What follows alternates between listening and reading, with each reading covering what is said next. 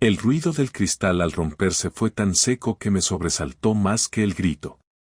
No es común que una cena familiar acabe con una copa rota, un silencio denso y mi mujer mirando al suelo, sin atreverse a levantar la vista. Estábamos en casa de unos amigos, en un pequeño ático del centro de Madrid. Éramos 6, 3 parejas que llevaban años viéndose de vez en cuando, hablando de niños, hipotecas y lo cara que estaba la gasolina. Nada especial. Hasta que lo fue. Todo comenzó con una tontería. Juan, el más bocazas del grupo, soltó un comentario sin filtro, medio borracho, medio chistoso. ¿Y tú, Laura? ¿Le contaste a Marcos lo del hotel en Valencia o se lo va a tener que contar el recepcionista? Risas. Incluso yo me reí. Por inercia. Hasta que vi la cara de Laura. Blanca. Tensa. Con las pupilas dilatadas. Y fue entonces cuando lo supe. No por una conversación privada, no por un mensaje, ni por una llamada sospechosa. Lo supe por su silencio. Por cómo se quedó quieta. Por cómo soltó la copa sin querer. Y por cómo ninguno de los demás se atrevió a mirarme a los ojos. La fiesta se acabó en ese momento. No sé ni cómo llegamos a casa. Recuerdo que bajamos por las escaleras porque el ascensor tardaba. Ella iba delante, y yo detrás, sin hablar, como si estuviéramos huyendo de una escena del crimen. No hacía falta que me lo dijera. Ya lo sabía. Lo del hotel en Valencia. Lo que se supone que era una formación de docentes a la que no pudieron ir los maridos. Y sí, yo era uno de esos maridos. No dormí. Ni un minuto. Laura sí. O fingió hacerlo, que en ese momento daba igual. Se metió en la cama en silencio, sin decir ni una palabra, sin preguntar si estaba bien, sin intentar arreglar nada. Eso ya lo decía todo. A las 6 de la mañana me levanté, me puse el chándal y salí a andar sin rumbo. Ni siquiera llevé el móvil. Caminé hasta que el sol se asomó entre los edificios de Legazpi y empecé a notar el hambre. Me senté en una terraza abierta y pedí un café solo. Lo tomé despacio, sin mirar el móvil, sin leer nada, simplemente dejando que los pensamientos hicieran lo suyo, cada uno más desagradable que el anterior. A las 8, volví a casa. Entré sin hacer ruido, como si fuera yo el intruso. Laura seguía en la cama, pero se incorporó al oír la puerta. Me miró como si no supiera si debía hablar o no. Lo decidió rápido. No dijo nada. Bajó la mirada y se quedó en silencio. Me duché, me vestí, cogí las llaves del coche y me fui al trabajo sin despedirme. No era que quisiera evitarla, es que no sabía si al mirarla iba a decirle algo que no pudiera desdecir. Y todavía no estaba listo para eso. En la oficina, no pude concentrarme. Respondía correos sin leerlos, aprobaba presupuestos que ni recordaba haber visto antes y pasaba de una pestaña a otra sin fijarme en nada. Mis compañeros notaron algo, pero no dijeron nada. Les bastó con un mal fin de semana para dejarme tranquilo. El mundo puede ser sorprendentemente amable cuando detecta que alguien está al borde. A mediodía, cuando ya no podía aguantar más, salí al coche, me encerré dentro y empecé a repasar todo lo que sabía. Lo del hotel en Valencia era real. Eso ya lo tenía claro. Lo que no sabía era con quién, cómo, cuándo empezó, si era la primera vez o solo la más reciente. No tenía pruebas, pero tampoco las necesitaba. Lo único que quería era estar seguro de una cosa, que no me estaba volviendo loco, que lo que sentía era real y no una paranoia alimentada por el comentario de un imbécil. Así que decidí hablar con alguien. No con un amigo, no con mis padres. No iba a poner a nadie en medio de eso. Llamé a la empresa donde Laura había dicho que fue aquella semana de formación. Fingí ser un compañero de otro instituto que necesitaba confirmar unas fechas. Me pasaron con recursos humanos y les solté la historia de que no recordaba si la formación fue en noviembre o en diciembre. La chica que me atendió, amable y rápida, me confirmó que el evento fue cancelado por falta de presupuesto. Que iban a moverlo a enero, pero que aún no había fecha fija. Le di las gracias y colgué. Volví a mirar al volante, al salpicadero, al retrovisor. No había rabia. No todavía. Había un tipo de vacío que no había sentido nunca. Un agujero dentro de la cabeza que se iba haciendo más grande con cada segundo que pasaba. Lo siguiente fue más por inercia que por malicia. Fui al instituto donde trabaja Laura. Me esperé en una cafetería cercana, con vistas a la entrada. A las 5:10 salió. No iba sola. Caminaba al lado de alguien. Un hombre, algo más joven que yo, pelo corto, ropa de calle, gafas de sol. Hablaban cerca, demasiado. Ella se reía de algo. Él le tocó el brazo. Ella no se apartó. Se subieron al coche de él. Yo lo seguí. Me mantuve lejos, sin llamar la atención.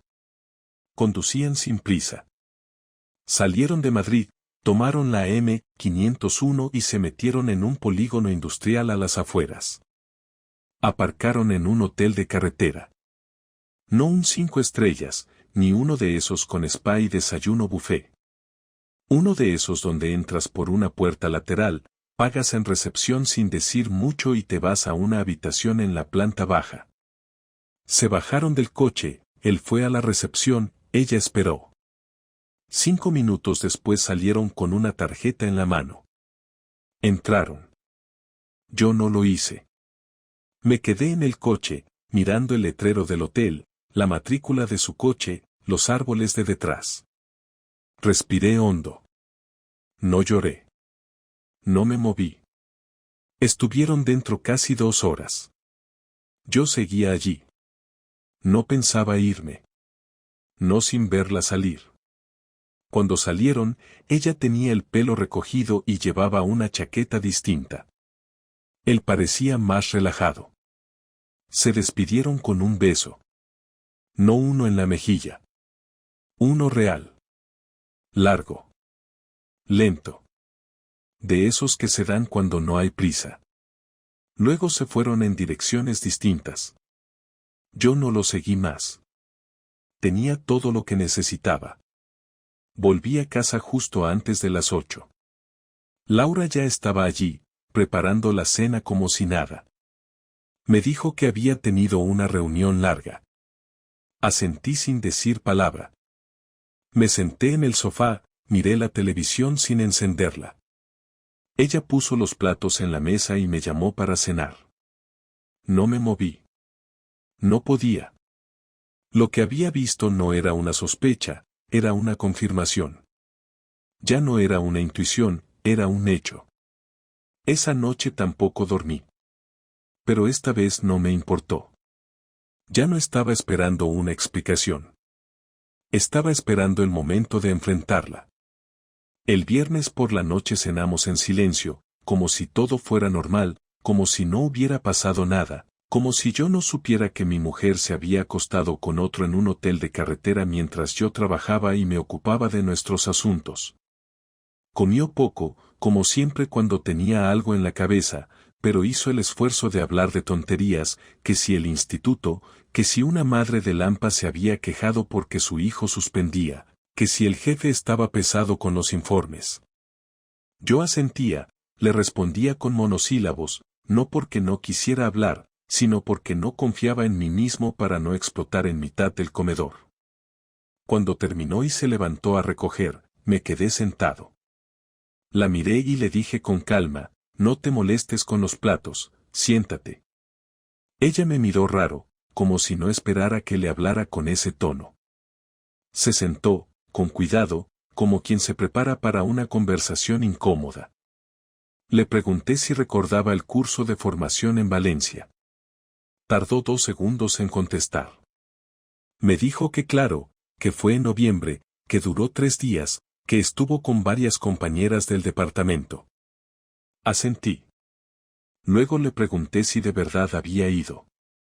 Me miró fijo, sin pestañear, y dijo que sí, que por qué preguntaba eso. No respondí. Solo dije que había llamado a la organización, que me dijeron que se había cancelado. Ahí bajó la mirada.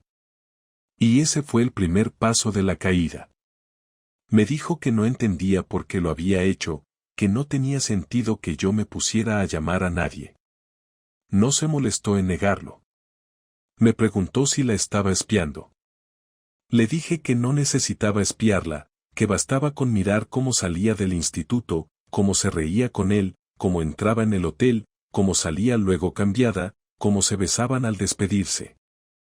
Ella no dijo nada. Miró la mesa durante varios segundos. Entonces soltó el cubierto y dijo, vale, ya está. Sí. Te he sido infiel. Lo sabes. No tengo cómo negarlo. Fue un golpe seco. No por inesperado, sino porque ya no quedaba ningún margen de duda. Le pregunté cuánto tiempo llevaba. Me dijo que desde septiembre. Que empezó poco a poco, con conversaciones, que él también daba clase en el mismo centro, que coincidían mucho en tutorías, en reuniones, en los pasillos. Que un día fueron a tomar algo después del trabajo y hablaron más de lo debido. Y luego vinieron los mensajes, las escapadas, los hoteles. Le pregunté si lo amaba. Me dijo que no. Que no era amor. Que era otra cosa. Le pregunté entonces por qué lo hizo. Me dijo que se sentía vacía, que se sentía sola, que necesitaba sentir algo diferente. Que no era culpa mía. Que yo no había hecho nada mal. Que era ella la que estaba confundida. Que me quería, pero que necesitaba escapar de la rutina. Que no pensaba que me enteraría. Que no era nada serio. Que no significaba nada. Una tras otra, todas las frases que no quería escuchar, pero que sabía que vendrían. Le pregunté si pensaba seguir viéndolo. Me dijo que no sabía. ¿Qué tenía que pensar? Le dije que eso no me valía. Que pensar no era una opción. Que después de lo que había hecho, después de mentirme, después de engañarme, no tenía derecho a pensar. Tenía que decidir. Ahora. Me miró con los ojos húmedos, como si esperara compasión. No la encontró. Entonces intentó cambiar el tono.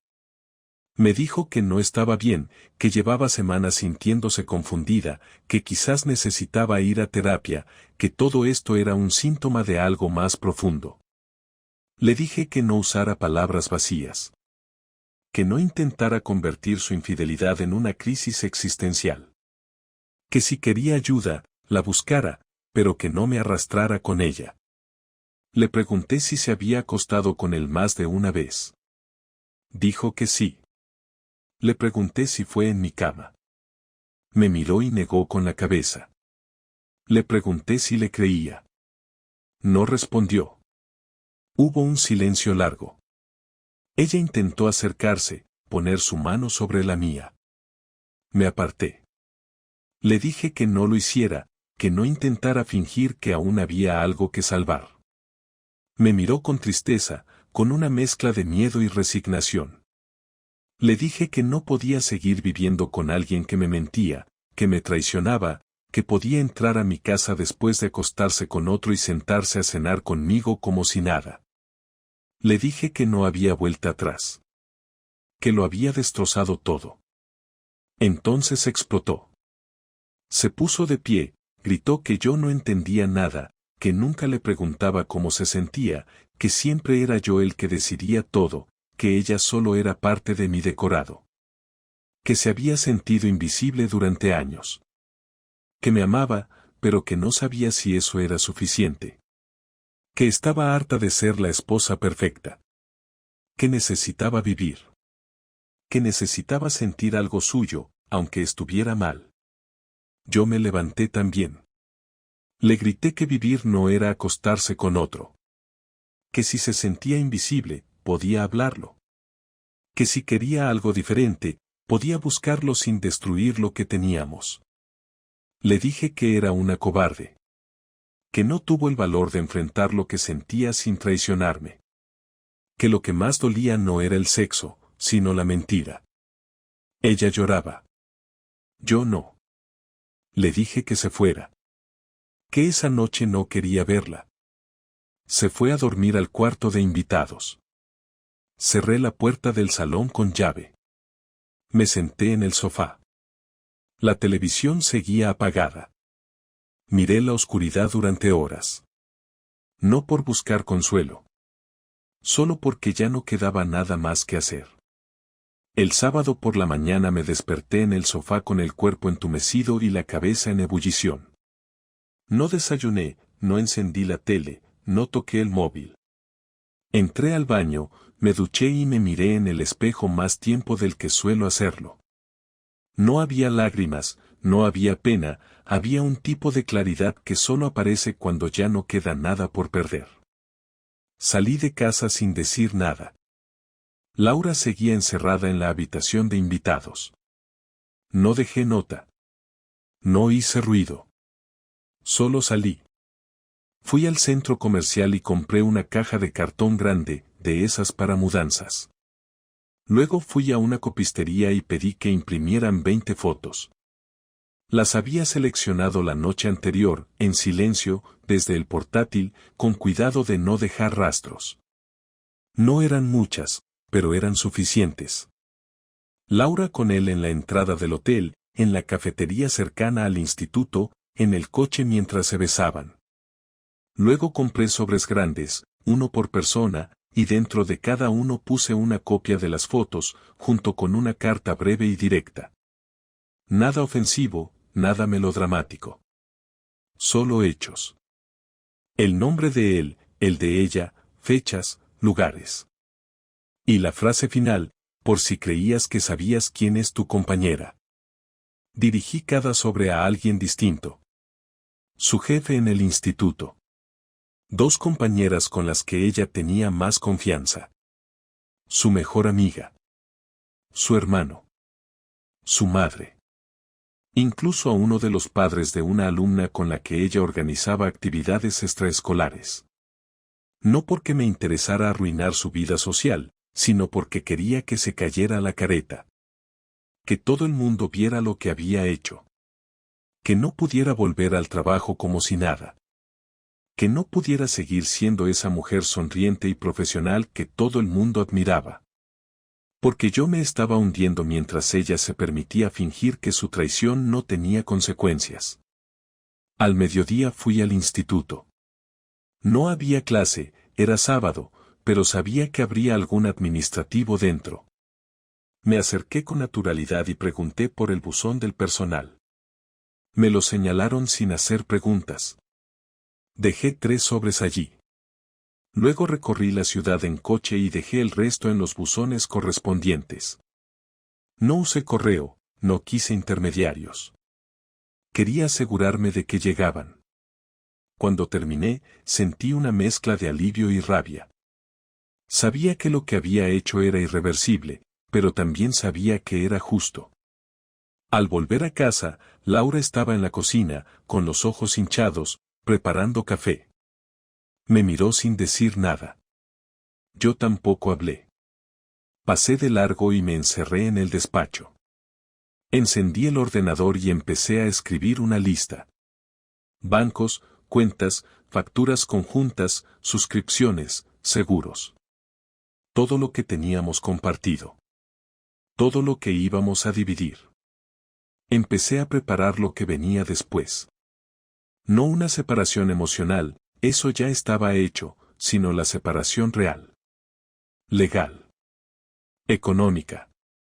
A las 7 de la tarde ella llamó a la puerta del despacho. No entró, solo preguntó si podíamos hablar. Le dije que sí, pero que solo si era para decirme algo que no supiera ya. Entró despacio y se sentó frente a mí. Me miró con esa cara que había visto muchas veces, la que usaba cuando sabía que había hecho algo mal, pero no quería reconocerlo del todo. ¿Qué vas a hacer?, preguntó. Ya lo estoy haciendo, le respondí sin levantar la vista. ¿Me estás castigando? No. Estoy reaccionando. ¿Qué significa eso? Significa que estoy tomando decisiones. Que ya no me importa cómo te sientas. Que todo lo que venga a partir de ahora es tu responsabilidad. Se quedó callada. Luego dijo que entendía mi dolor, pero que yo estaba yendo demasiado lejos. Que no era necesario destrozarlo todo. Le dije que no era yo quien había empezado a destruir nada. Que ella fue la que rompió el acuerdo. Que la confianza era como una cuerda, y ella la había cortado. Que no me pidiera ahora que actuara como si solo se hubiera deshilachado un poco. Intentó justificarse otra vez. Dijo que no había planeado nada, que todo se le había ido de las manos, que se sentía mal desde hacía tiempo. Le pregunté si eso justificaba traicionar a alguien que había estado a su lado 12 años. Me dijo que no lo sabía, que solo quería sentirse viva. Le dije que ojalá la traición diera tanta vida como dice, porque le iba a costar todo lo demás. Cuando le mencioné los sobres, se quedó en blanco. Le dije a quién los había enviado, sin entrar en detalles. La vi encogerse en la silla. Se llevó la mano a la cara, se quedó en silencio, y después empezó a llorar. No dije nada. Me limité a mirarla. Esperé que se secara las lágrimas por sí sola. ¿Qué quieres de mí ahora?, preguntó al cabo de un rato. Nada. Ya no quiero nada. Salió del despacho y no volvió a aparecer en toda la noche. Yo cené solo, en silencio, con la televisión apagada y el portátil cerrado. Dormí en la cama matrimonial. No me molesté en ver si ella usó el cuarto de invitados o el sofá. Ya no era mi problema. El domingo por la mañana encontré a Laura sentada en la mesa de la cocina, con una taza de café entre las manos y los ojos clavados en el suelo. No dijo nada cuando entré. Me preparé el desayuno en silencio, con los movimientos medidos, evitando cualquier contacto visual. Me senté frente a ella sin intención de iniciar una conversación, pero fue ella quien habló primero. Dijo que había recibido una llamada de su madre esa misma mañana, que alguien le había dejado un sobre en el buzón, que dentro había fotos, una carta, todo. Añadió que también la había llamado su jefe, que le había dicho que necesitaban hablar el lunes a primera hora, que la situación era insostenible. Me miró, no con rabia, sino con resignación. Luego dijo que entendía que me sintiera herido, que incluso podía aceptar que quisiera vengarme, pero que arrastrar a los demás le parecía cruel. Le respondí que no me importaba si le parecía cruel, que lo que había hecho no tenía defensa posible, que lo mínimo que podía pasar era que dejara de fingir que su imagen ante los demás seguía intacta. Le dije que no me iba a disculpar por haber mostrado la verdad, porque la verdad no era un ataque, era simplemente justicia. Laura insistió en que, a pesar de todo, todavía podíamos intentar arreglar las cosas. Dijo que iría a terapia, que aceptaría cualquier condición, que necesitaba tiempo para demostrarme que aún quedaba algo entre nosotros. Le pregunté si pensaba que esto era una cuestión de tiempo o de voluntad. Le pregunté si creía que un par de sesiones con un psicólogo borrarían los meses de engaño, las mentiras, las excusas, las veces que volvió a casa después de acostarse con otro y se metió en la cama conmigo como si nada. Me dijo que no, que sabía que no era tan fácil, pero que quería intentarlo. Le dije que ya no se trataba de intentarlo o no. Se trataba de que yo ya no quería estar con ella. Que podía ir a terapia, que podía reconstruirse a sí misma si quería, pero que yo no iba a estar ahí para acompañarla. Le dije que la confianza, una vez rota, no se pegaba con cinta adhesiva. Ella se echó hacia atrás en la silla y se quedó en silencio. Me miró largo rato antes de decir que no pensaba que fuera a perderlo todo de esa manera, que había cometido un error, pero que no esperaba que yo fuera capaz de llegar tan lejos. Le respondí que si ella había sido capaz de mentirme todos esos días, de planear encuentros con otro hombre mientras me abrazaba por las noches, entonces no tenía ningún derecho a quejarse de las consecuencias. Me dijo que estaba destrozada. Le respondí que yo también, pero que al menos yo no había mentido. Dijo que había hecho cosas imperdonables, pero que no quería que eso definiera toda su vida. Le dije que eso no dependía de mí, que ella sola había tomado esa decisión cuando cruzó esa línea. Entonces ocurrió algo que no esperaba.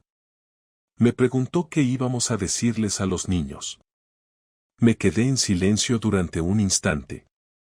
No porque no supiera la respuesta, sino porque me sorprendió que aún pensara en cómo maquillar las cosas. Le dije que les diríamos la verdad, sin adornos, sin exageraciones, solo lo que pasó. Que los dos hablaríamos con ellos. Que ellos tenían derecho a saber por qué su familia se rompía. Me pidió que por favor no fuera duro con ellos. Le dije que no tenía intención de culparla delante de ellos, pero que tampoco iba a protegerla del todo. Que no iba a mentir para que ella quedara bien. Después me preguntó si había otra persona. Le dije que no. Que nunca la había engañado. Que ni siquiera había mirado a otra mujer en todos estos años. Que siempre había pensado que eso era lo mínimo que uno le debía a su pareja. Se quedó callada. Luego bajó la cabeza y susurró que ojalá pudiera volver atrás. Le respondí que eso no existía. Que lo hecho estaba. Y que ya no había vuelta. Le dije que el lunes iría al abogado. Que quería que el proceso fuera rápido y limpio. Que no iba a pelear por dinero, que lo que me interesaba era salir de esa casa y de esa relación con la cabeza alta. Le pregunté si quería quedarse con la vivienda o prefería que la vendiéramos y partiéramos lo que saliera. Me dijo que no sabía. Le dije que pensara, pero que no tardara mucho. Que ya no había tiempo para pausas. Me miró sin decir nada más. Esa fue nuestra última conversación como pareja. Todo lo que vino después fue burocracia, papeles, firmas. Aquel domingo, después de terminar de hablar, me levanté, me metí en el despacho y empecé a empacar mis cosas. No dije adiós. No pregunté si necesitaba algo. Solo cerré la puerta. Una semana después de esa última conversación, estaba instalado en un piso de alquiler en Carabanchel, un sitio pequeño, sin lujos, pero suficiente.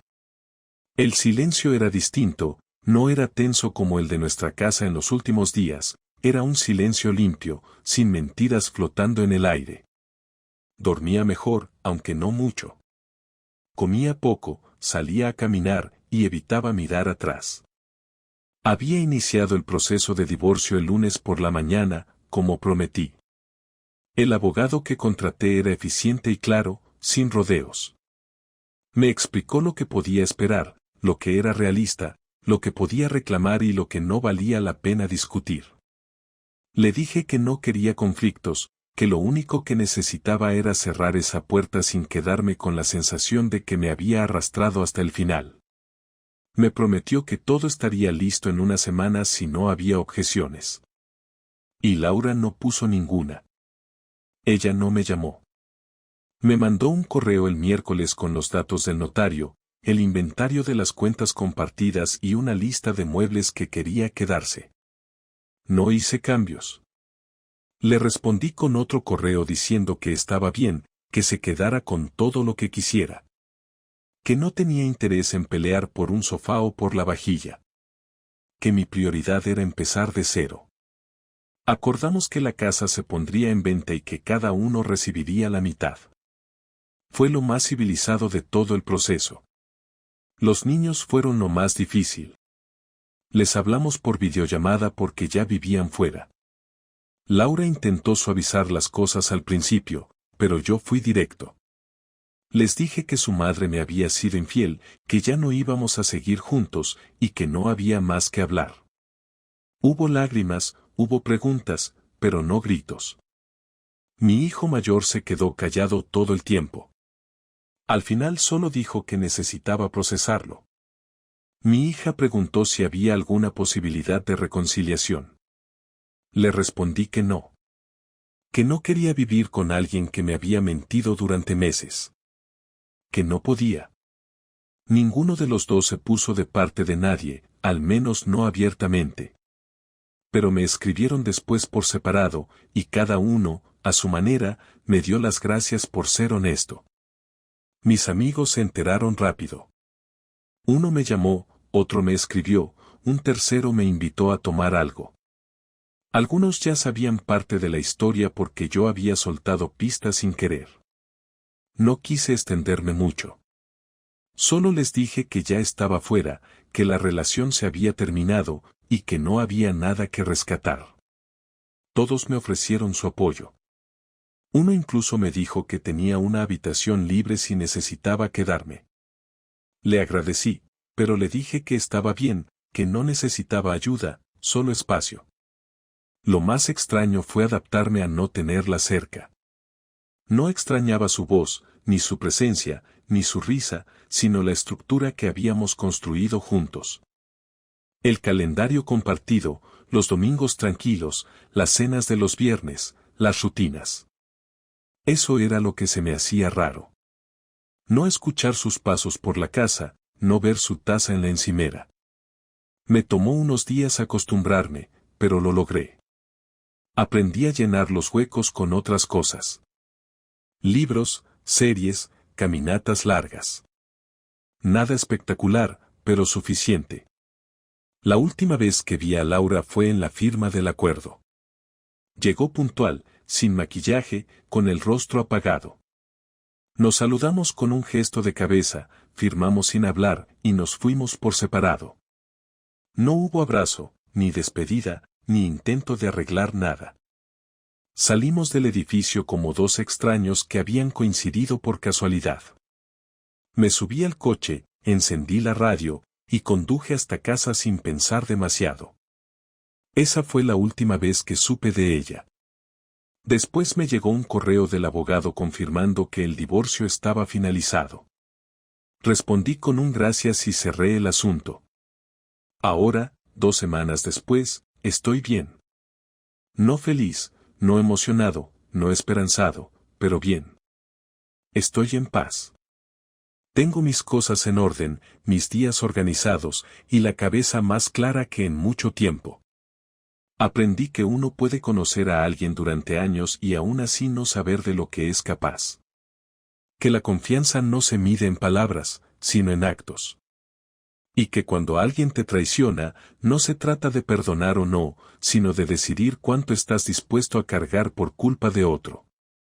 A veces me preguntan si me arrepiento de haber hecho lo que hice con los sobres, con las fotos, con la exposición pública.